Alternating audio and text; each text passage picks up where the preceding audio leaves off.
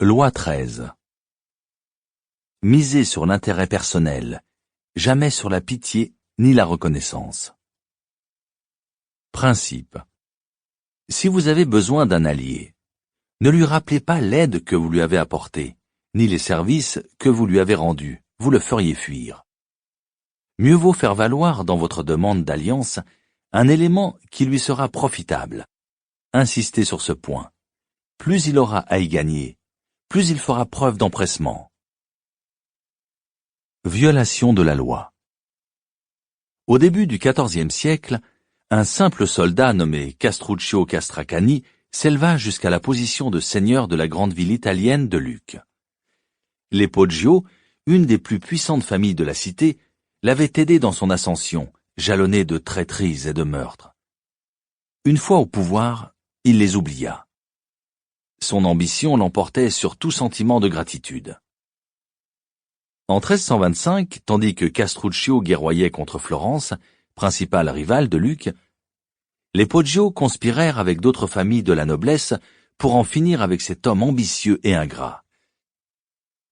Les conjurés assassinèrent le gouverneur que Castruccio avait nommé. Des émeutes éclatèrent. Les partisans de Castruccio et ceux des Poggio étaient prêts à en découdre. Mais alors que la tension était à son comble, Stefano di Poggio, le plus âgé de sa famille, intervint et apaisa les deux camps. C'était un homme pacifique qui n'avait pas pris part à la conspiration. Il déclara aux siens que l'on allait à un bain de sang inutile. Il insista pour intercéder en leur nom et persuader Castruccio d'écouter leurs doléances et de satisfaire à ce qu'ils demandaient. Stefano étant le plus âgé et le plus sage du clan, sa famille accepta de recourir à la diplomatie plutôt qu'à l'usage des armes. Quand la nouvelle de la rébellion parvint à Castruccio, il revint en hâte à Lucques. À son arrivée, les combats avaient cessé grâce à l'intervention de Stefano et un calme surprenant régnait dans la ville. Stefano di Poggio avait imaginé que Castruccio lui serait reconnaissant d'avoir calmé la rébellion, aussi rendit-il visite au prince. Il lui expliqua comment il avait ramené la paix et implora son pardon. Les rebelles de sa famille, plaida-t-il, n'étaient que des jeunes gens impétueux, des têtes brûlées, avides de pouvoir. Cependant, Castruccio ne se rappelait-il pas la générosité dont les Poggio avaient jadis fait preuve envers lui? Pour toutes ces raisons, dit-il, le grand prince devait leur pardonner et accéder à leurs requêtes. C'était la seule conduite à tenir envers eux, qui avaient à présent déposé les armes et l'avait d'ailleurs toujours soutenu par le passé. Castruccio écouta patiemment. Il ne fit paraître nulle colère, nul ressentiment. Il assura à Stefano que la justice prévaudrait et lui demanda d'amener les siens au palais présenter leurs doléances afin qu'ils puissent tous parvenir à un accord. Tandis que Stefano prenait congé, Castruccio ajouta qu'il remerciait Dieu de l'occasion qu'il lui donnait là de faire preuve de clémence et de bonté. Ce soir-là, lorsque les Poggio arrivèrent au grand complet à son palais, Castruccio les fit jeter en prison. Quelques jours plus tard, ils furent tous exécutés, Stefano compris. Interprétation. Stefano di Poggio est l'archétype de ceux qui croient que la justice et la noblesse de leur cause auront force de loi. Certes, les appels à la justice et à la reconnaissance sont parfois entendus, mais le plus souvent, ils ont des conséquences désastreuses, surtout face à des Castruccio. Stefano savait que le prince s'était élevé au sommet du pouvoir par la traîtrise et la violence. Celui-ci avait notamment envoyé à la mort un ami proche et dévoué. Quand on le lui avait reproché, Castruccio avait rétorqué qu'il s'agissait non d'un vieil ami, mais d'un récent ennemi. Un homme comme Castruccio ne connaît que son propre intérêt et la force. Quand la rébellion commença, la dernière chose à faire était de la calmer et de se mettre à sa merci. Même cette erreur fatale une fois commise, il restait à Stefano di Poggio plusieurs options. Il aurait pu offrir de l'argent à Castruccio, lui faire des promesses, souligner que les Poggio pouvaient encore renforcer son pouvoir, par exemple grâce à leur influence sur les plus grandes familles de Rome avec lesquelles un grand mariage aurait pu s'arranger. Au lieu de quoi, Stefano évoqua le passé et de prétendues dettes de reconnaissance. non seulement un homme n'est pas obligé d'être reconnaissant, mais la gratitude est souvent un fardeau terrible dont il se débarrasse sans scrupule. Une fois les Poggio morts, Castruccio ne leur devait plus rien. Respect de la loi.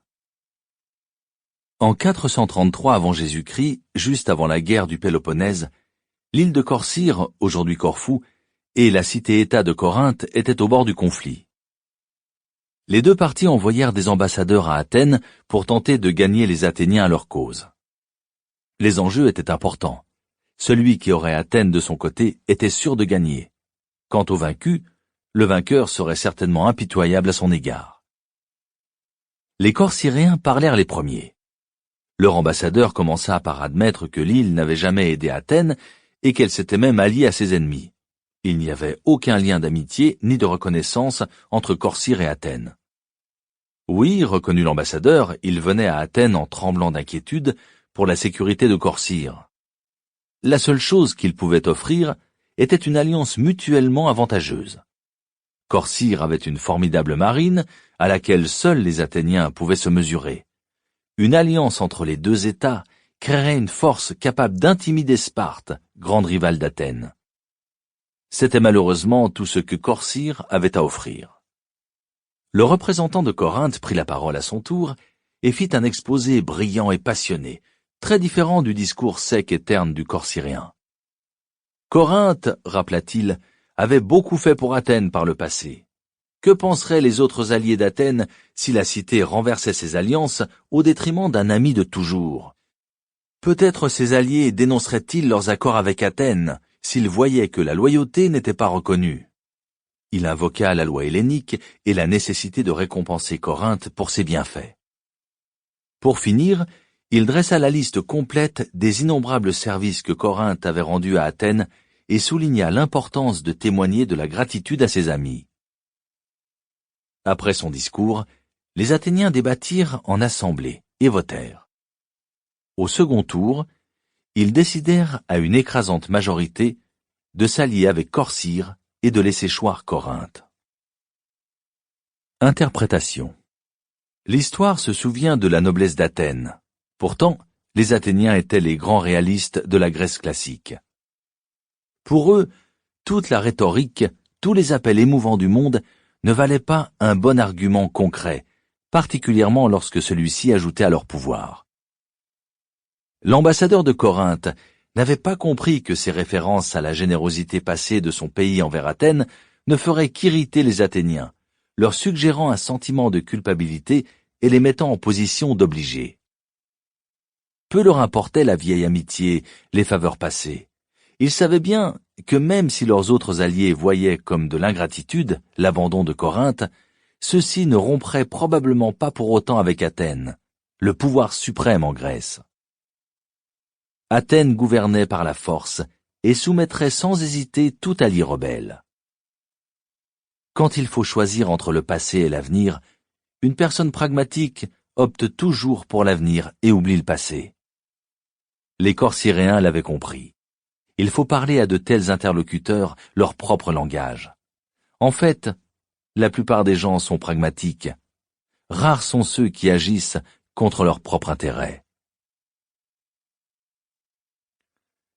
Nous ne sommes pas les premiers non plus à nous être comportés de la sorte. Il est courant que de tout temps, le plus faible se trouve sous la domination du plus fort. Cette situation, nous en sommes dignes, et vous l'avez reconnu vous-même, jusqu'au moment où, par égard pour vos intérêts, vous vous êtes mis à vous parer de ces principes de justice. Pourtant, nul ne les met en avant et n'y voit un empêchement d'augmenter sa puissance par la force quand l'occasion s'en présente. Discours du représentant d'Athènes à Sparte. Thucydide, vers 465-395 avant Jésus-Christ.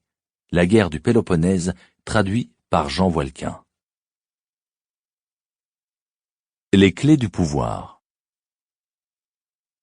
Dans la quête du pouvoir, on ne cesse de demander l'aide de plus puissants que soi. C'est là tout un art, car il faut comprendre la personne avec laquelle on traite et ne pas confondre les besoins de l'autre avec les siens. On échoue souvent parce qu'on est obnubilé par ses propres contraintes et nécessités. On part de l'hypothèse que ceux à qui l'on fait appel sont désintéressés, touchés par les soucis de leurs solliciteurs, pour qui ils ressentiraient de la sympathie. Or, c'est rarement le cas. Parfois, on se réfère à des valeurs plus générales. Une grande cause, de grands sentiments comme l'amour, la gratitude. On invoque des principes éternels alors que les réalités simples de la vie quotidienne seraient plus convaincantes.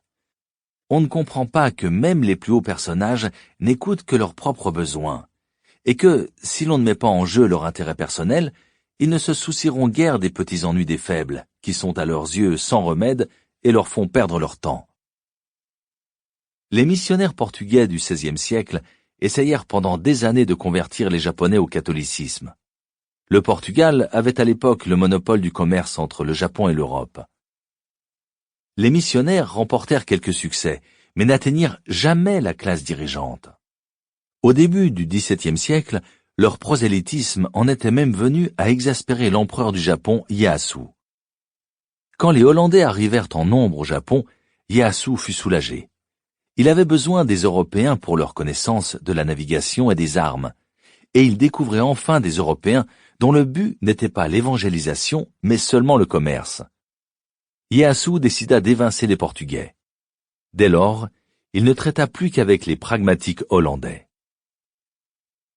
Les Japonais et les Hollandais appartiennent à des cultures extrêmement différentes, mais ils ont en commun une préoccupation universelle et intemporelle, leur intérêt personnel. De même, chaque interlocuteur avec lequel on traite est comme une autre civilisation, une terre étrangère dotée d'un passé bien à elle, mais par-delà les différences, son intérêt personnel répondra toujours aux sollicitations. Ne soyons pas subtils. Proposons un précieux savoir-faire qui remplira d'or ses coffres, qui le fera vivre longtemps et heureux. C'est un langage que tout le monde comprend. Une étape clé du processus consiste à bien cerner la psychologie de l'autre. Est-il vaniteux? Est-il préoccupé par sa réputation, son rang social? A-t-il des ennemis qu'il peut vaincre grâce à un accord? Est-il simplement motivé par l'argent et le pouvoir? Quand les Mongols envahirent la Chine au XIIe siècle, ils faillirent anéantir cette civilisation qui prospérait depuis plus de 2 millénaires. Leur chef, Gengis Khan, n'y voyait qu'un territoire sans pâturage pour ses chevaux. Il décida de ravager le pays et de raser toutes les villes, sous prétexte qu'il valait mieux exterminer les Chinois pour laisser pousser l'herbe. Ce ne fut ni un soldat, ni un général, ni un roi qui sauva la Chine de la dévastation, mais un certain Yelu Shukai, lui-même un étranger, admirateur de la culture chinoise. Il avait gagné la confiance de Gengis Khan et il le persuada qu'il valait mieux taxer les richesses de la région au lieu de tout détruire. Il suffisait de lever des impôts sur chaque habitant du pays. Gengis Khan vit la sagesse de ses propos et suivit ses conseils. Quand Gengis Khan prit la ville de Kaifeng, après un long siège, il décida de massacrer tous ses habitants comme il l'avait fait des autres villes qui lui avaient résisté. Yelu Shukai lui suggéra alors que les meilleurs artisans et ingénieurs de Chine s'étaient réfugiés à Kaifeng, et qu'il était plus avisé de les utiliser. Kaifeng fut ainsi épargné. Jamais Gengis Khan n'avait témoigné une telle mansuétude, mais ce ne fut pas la pitié qui sauva Kaifeng. Yelu Shukai connaissait bien Gengis Khan. C'était un barbare pour qui ni la culture, ni le reste ne comptaient pour rien. Seul l'intéressait la guerre et ses résultats concrets. Yelu Shukai avait choisi de manier le seul levier capable de mouvoir un tel homme, l'intérêt. À peine avez-vous fait miroiter aux gens la satisfaction de leurs besoins ou le succès de leur cause, que leur résistance à vos requêtes s'évanouit comme par enchantement. À chaque étape sur le chemin du pouvoir, il faut s'entraîner à se mettre à la place de l'autre, à déchiffrer ses besoins et ses intérêts, à repousser l'écran de ses propres sentiments qui masquent la vérité. Maîtrisez cet art, et il n'y aura plus de limite à ce que vous pourrez accomplir. Image. Une corde pour lier. Les liens de la bonté et de la gratitude sont des fils fragiles qui cassent à la moindre tension. Ne vous y fiez pas. L'intérêt mutuel, lui, est un cordage robuste dont les nombreux tordons ne se laissent pas facilement défaire. Il tiendra bon des années. Autorité.